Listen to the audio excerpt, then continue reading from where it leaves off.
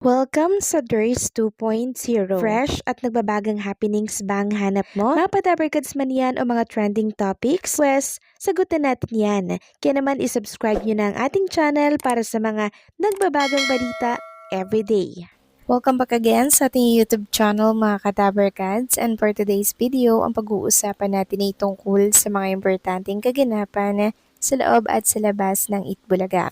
Unahin nating pag-usapan ang tungkol dito sa muling pagbabalik ng isa sa mga SQ natin, walang iba kundi po si SQ Jin. So siya muna yung tumayong singer mga kadabarkads dito po sa Itbulaga since wala nga po si Roel Carino dahil siya po ay busy or abala na po sa schooling since nagsimula po ang pasukan nung June 8. Samantalang talakayin naman natin mga kadabarkads ang ilan sa mga naging guest dito po sa The Age is Right. Una na po dyan si Ma'am Susan Africa, isang Filipino actress and writer.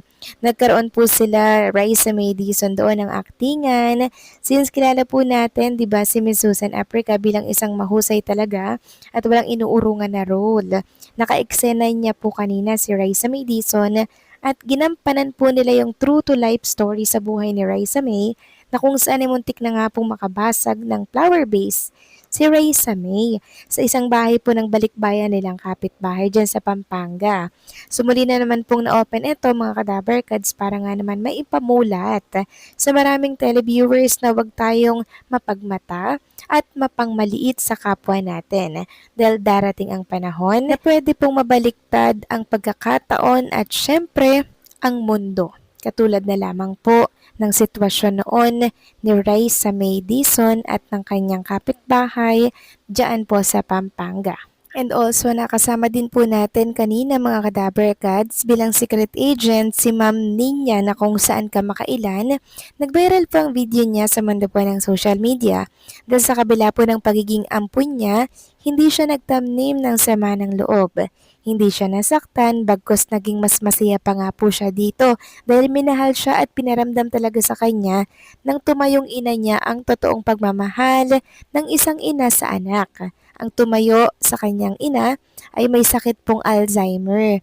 Makakalimutin na po siya. So pakaalam po ni Miss Ninya na ampun siya, pumunta po siya mga kadabarkads sa tumayong ina niya.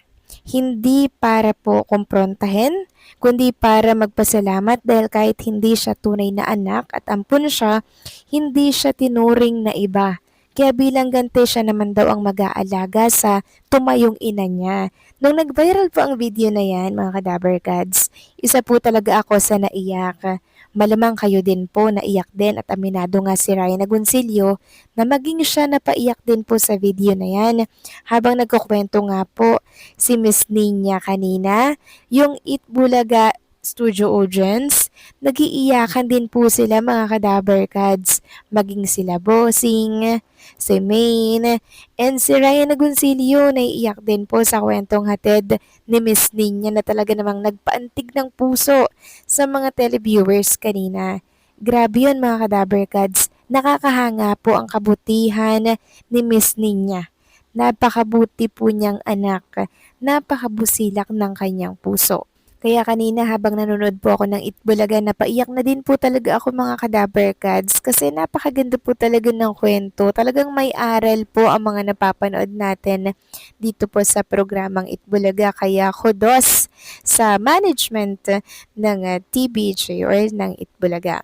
Samantalang next topic naman, pag-usapan naman natin mga kadabarkads ang tungkol po kay Boss Joey De Leon.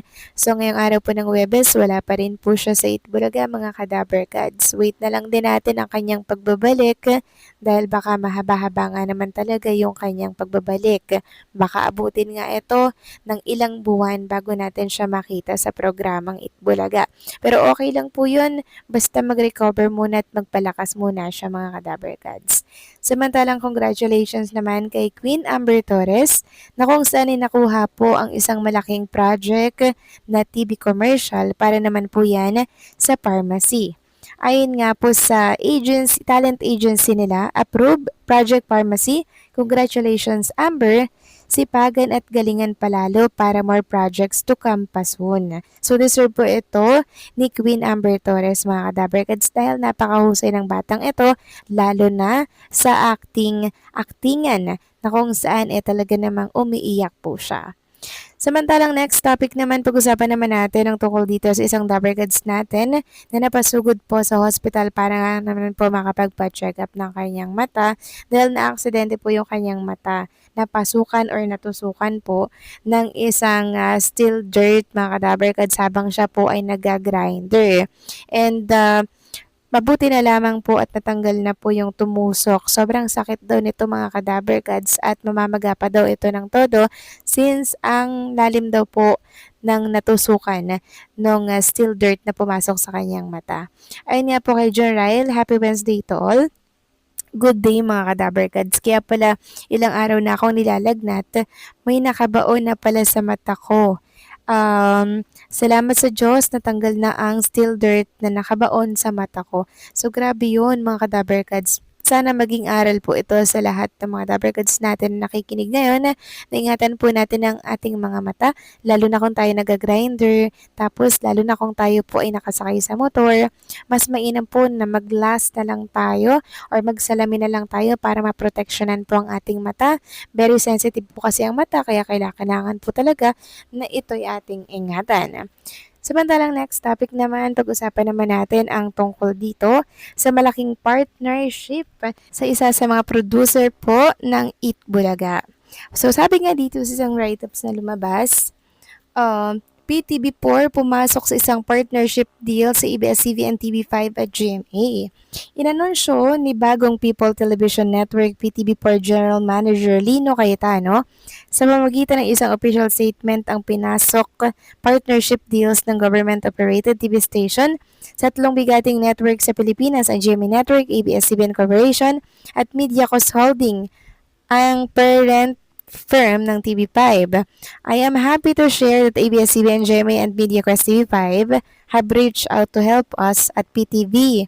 The PTV board, led by Chairperson Victoria C. Rizio, Vice Chairperson Prof. Antonio Contreras, and Board Member Attorney Georgie Alonso, adopted a resolution authorizing me to enter into partnership with these media organizations to further advance our mandate to serve Filipinos better and remain engaged and relevant into their lives. Sabi sa statement, we need multiple stakeholders at the table, working alongside the already outstanding and hardworking men and women of PTV. I thank the three largest media organizations at held in high esteem and trust by the Filipino people to be part of PTV's future. Dagdag pa ng nakasaad sa statement. Ang hakbang na ito ay anya ay upang mas mapalakas ang mandato ng PTV4 na magbigay ng mas maayos na serbisyong istasyon sa mga Pilipino. I thank the three largest media organizations, all held in high esteem and trust by Filipino people, to be part of PTV's future. Sad po ni Cayetano. So nakipag-partnership po pala ang TV5 or ang MediaQuest sa PTV4 mga Dabarkads. So kayo ba mga Dabarkads, anong masasabi ninyo dito? Please comment down below.